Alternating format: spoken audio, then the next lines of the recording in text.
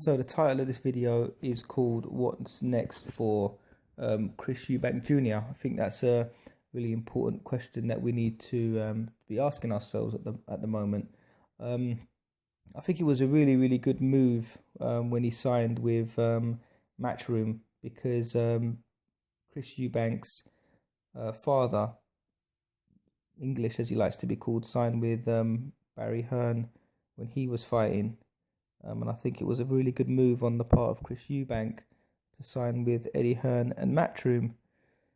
So my understanding is they signed a free fight deal. The first fight was with Tony Jetta, and the second fight was with Gary Spike O'Sullivan.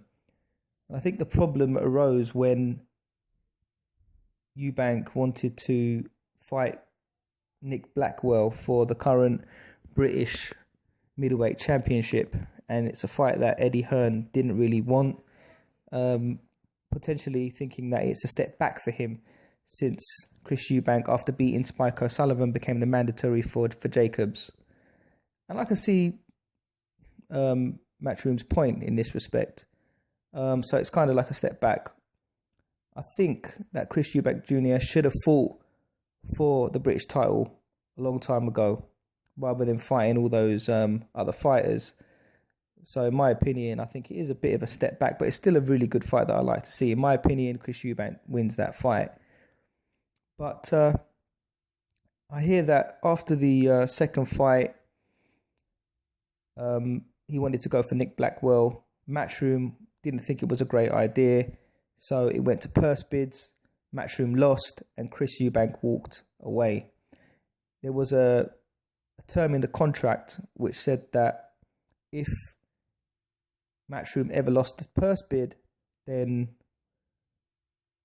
Eubank could walk free or walk out of the contract, and that's what's happened. So I think that's a really bad move. I mean, because if you think about it, he's not with Matchroom and Eddie Hearn. He's not with Frank Warren. Okay, he's not going to get, any opportunities to get on Sky Sports. That's what it looks like at the moment, or Box Nation, and the two biggest platforms and promoters in the UK, I think. And he's walked away from them. So you have to think, what is he going to do? What's next for Chris Eubank?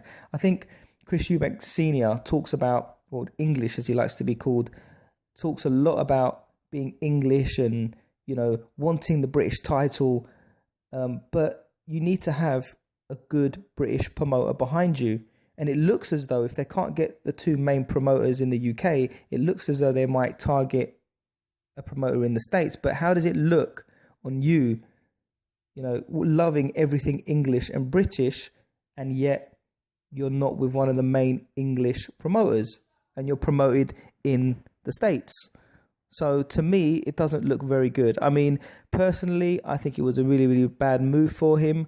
Chris Eubank done so well when he fought on the Anthony Joshua Bad Intentions card. We had a great card there. We had Chris Eubank Jr., we had Cool Hand Luke, we had Anthony Joshua, Dylan White, we had Tony Bellew, and it was a fantastic card. And even Chris Eubank Jr. himself said, I see myself in the future doing another bill with Anthony Joshua, and it was a wonderful platform for him. And I think it's a real shame now, because where is he going to go? What's happens next? What's next for Chris Eubank Jr.? He was on Sky Sports, the crowd pay-per-view. The crowds were really starting to warm to him. He was with Anthony Joshua. They could have made a great team. It was definitely a step in the right direction. And then now I think potentially he's blown it. I mean, Chris Eubank Jr., I can understand where he's coming from. Chris Eubank Sr., sorry, because he's very wise. He's been in the fight game. He knows that the promoters can eat all of the money and just leave the fighters with nothing. And I think he knows that. I don't necessarily think that Frank Warren or Matchroom would do that. But I just think he's just really trying to protect his son, and he might be a little bit too overprotective. And I think this was a bad move for the Eubanks. I'd like to see him fight against Nick Blackwell. That would be a great fight, don't get me wrong. But I think he's definitely not going to go back to Frank Warren, and he's definitely not going to go back to Matchroom. I think this pretty much ends the deal between them. I think Eddie Hearn was saying the other day, I saw a YouTube video where Barry Hearn was saying, you know, I really am disappointed with English because you know, he didn't even phone me.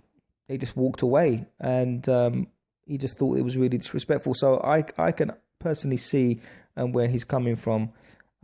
So for me, it'll be really interesting to see what's going on for Chris Eubank and what he does next. I mean, he needs to establish himself as a British boxer more over here before he moves over to the States. I think boxing is really, really big over here, and he's got more of a name over here than he has in the States. So for me, it's looking like he's going to go to the States somewhere. You know, I mean, look at David Haye, for example. You know, he cancelled so many fights that none of the major promoters want him, and now he's got his fight coming up on Dave, which is quite surprising. So we don't want Chris Eubank to kind of fall in that situation. I think he needs to be with a British promoter. I think he needs to be fighting more in England, and I think it was a silly move for him to leave Matchroom. But anyway, we shall see what happens. I'll keep you updated. Please like, share, comment, and most importantly, subscribe. This is Let's Talk Boxing signing out. Thanks for listening.